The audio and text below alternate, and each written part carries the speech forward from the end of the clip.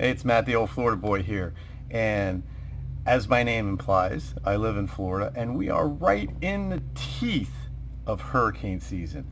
So I thought that I would get my generators out and check out what's going on. I have two generators. I have a 5500 watt Briggs Stratton that I got way back in 2004 when those hurricanes were coming over, and I have a 3500 watt that a friend gave me that I actually used in Hurricane Matthew last year, because the 5500 wouldn't start. It's 13-year-old generator, but it's only been run about 60 or 70 hours in its life, and I always keep it covered. It looks brand new. So I know that it needs the carburetor cleaned.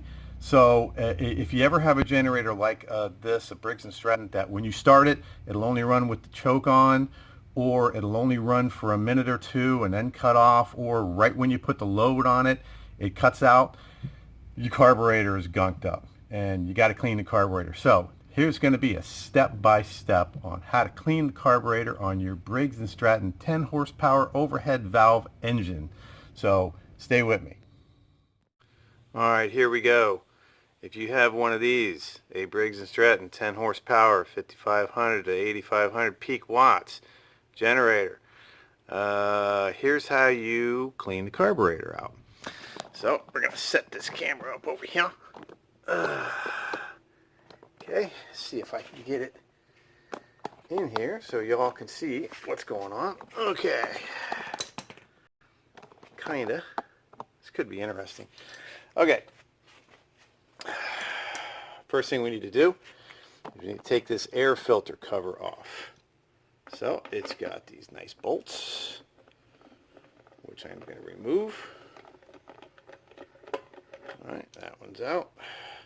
Let's see if I can get to this one under the camera. Okay. Okay. Come on, get out there.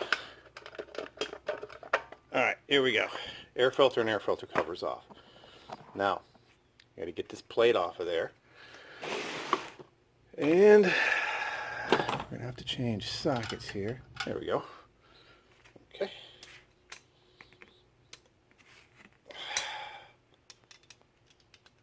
Alright. Pretty easy. Alright.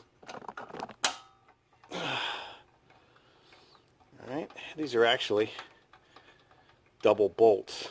These are the studs that hold the carburetor on. So that one comes out. Let me see if I can get this one out without earthquaking the camera. I think so. Alright, here we go. And this is just pretty basic right here. Alright, that bolt comes out. Here's your choke handle. Pull that straight up because it's on a shaft. Comes right off. Okay, now take that off, lay it to the side, because that's just the plate. Now, here's the business end, the carburetor. I'm going to move this back a little bit and I'll zoom a little bit. Alright, these guys are, geez, not even 3/16 studs. Oh, these are very small. These are 5/32. Yeah, okay, so put a little 1/4-inch adapter on here. Now, loosen these carb studs. Alright. Sorry. Okay. Okay.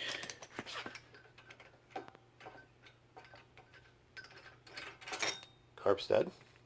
I like to keep them respective, you know, left and right. Okay. We're going to disconnect our gas line.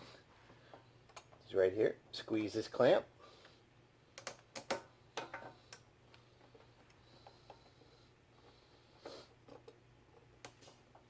Slide it up. We'll take our gas line off. It'll be loose. Now, You have two carburetor linkages up here. One's big and one is very small wire. So you just rotate the carb. And those linkages come right out. See them there? Be careful with those.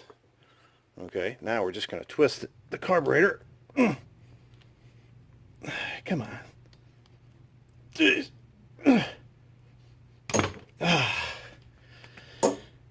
Yeah. Alright, here's our carburetor. Not bad. Looks pretty clean. But there's some jets in there underneath the float bowl. They got to be cleaned. And this is our Nikki. I don't know if you can see it. Our Nikki carburetor. So what we're going to do is we're going to take the screws off on the float bowl, which is this screw here and that screw over there. First time I did this, these things were on like a mother. I had to actually use vice grips to get one of them out. But we're just going to take our screwdriver, get that guy loose, take our screwdriver, get that guy loose. Okay, right under this part right here, there's a spring on the bottom of the carburetor that kind of holds all this assembly together. So I'm going to hold it down with my thumb till I get these bolts out, and you'll see the spring. So take our bolt out, hold it down, take our bolt out. Now when this comes apart, see, sprung down. Now just lift that up very carefully. Here's your float bowl. There's the spring. Lifts right out. Don't lose the spring. Okay, so we're going to put it right there. Here's our carburetor assembly. Here's our float. It's held in with a little float metering thing. There's our main jet. There's our high-speed jet. Here's a pin.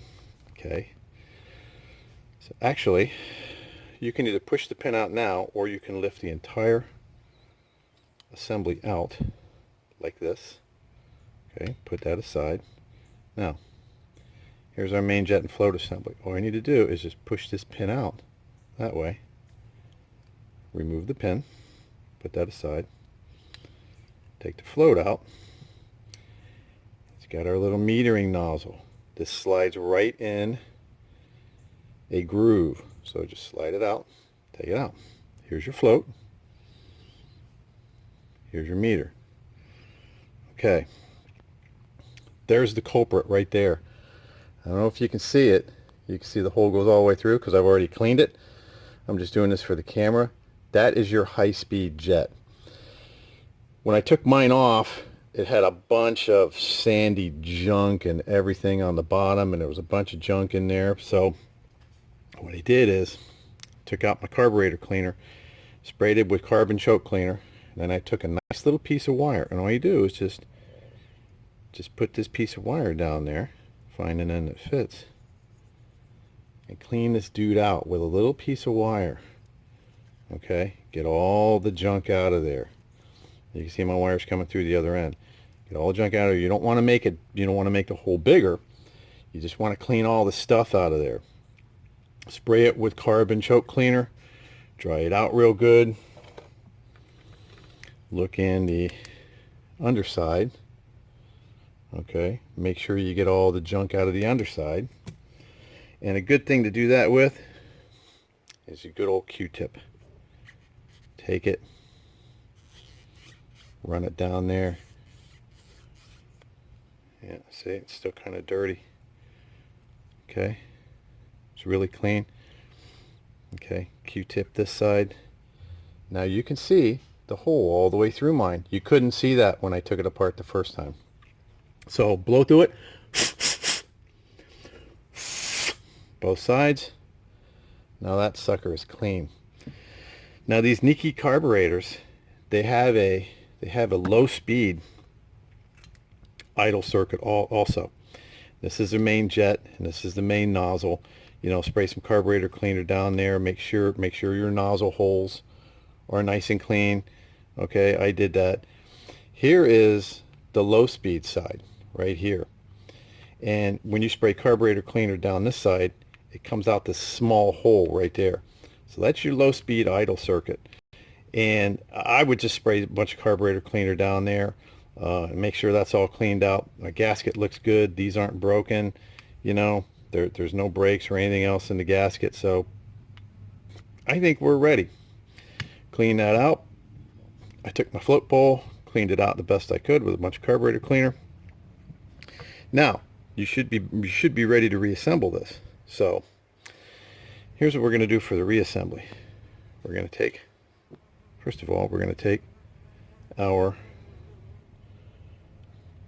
plunger. We're going to engage it in this rail, okay, and it'll hang like that. Now we're going to put this just like this, and that goes in that hole, okay. Line up these. Here's our pin. Pin's going to go back in. Okay. Bang. Float's ready to go. Okay. Now, take our carburetor, and this assembly only goes on one way. There's a little notch right there. That notch engages into that notch right there. So we're going to put it there. Find our notch. Okay. We're going to put it right there. Bang. Now we're ready to put the float bowl back on. Clean off your spring. It goes right in the middle of these three little posts. Okay. There you go. Make sure it's on there. Push it down with your thumb.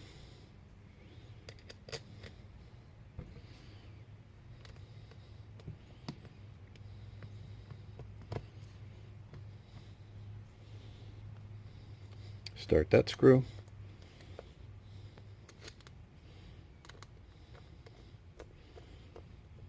Start that screw. Make sure everything's lined up.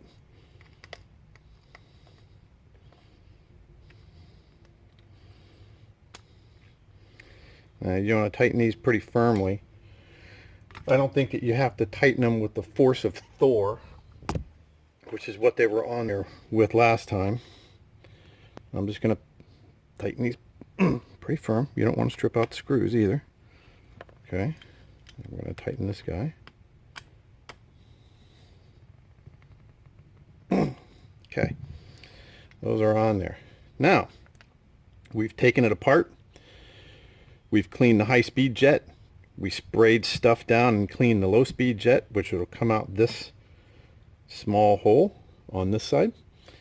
Here's your choke assembly. Okay, here's your main throttle assembly, and it's looking pretty clean in there.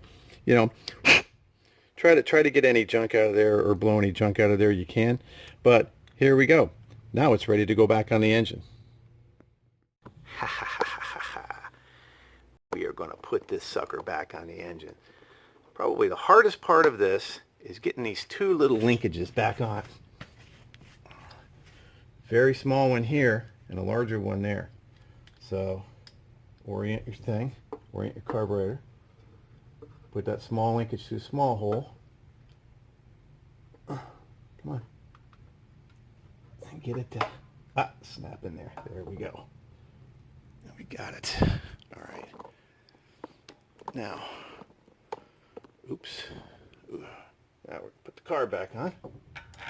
The screw goes on this side. Okay, get that started.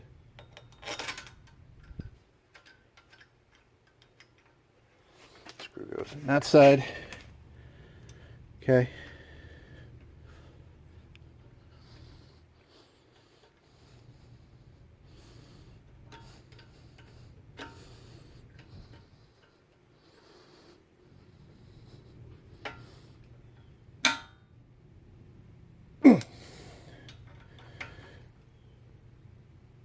Tighten these guys up. You don't want to strip it. Okay. Gas line goes back on. All right, gas line goes back on.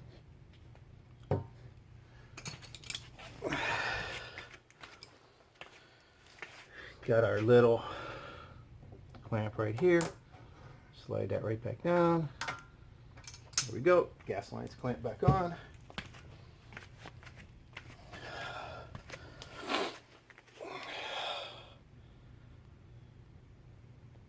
Okay.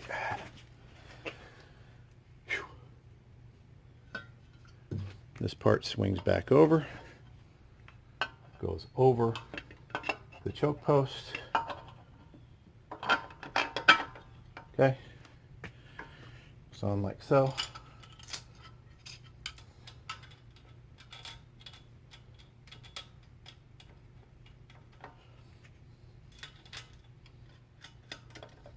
Okay. Here's your choke post. You see the groove?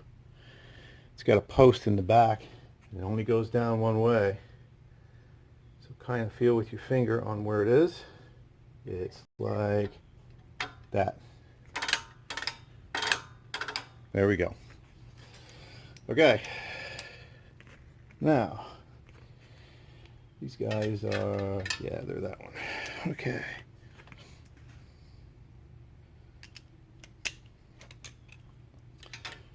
Tighten this.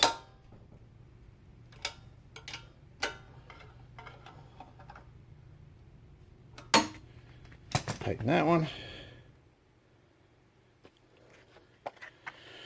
I got to go get a new air filter, but this guy's going to go on here like that.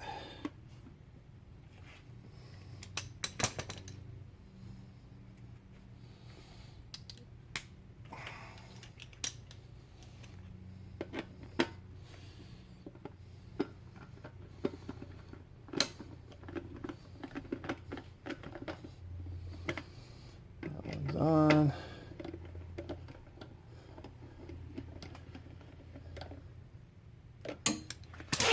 Bang.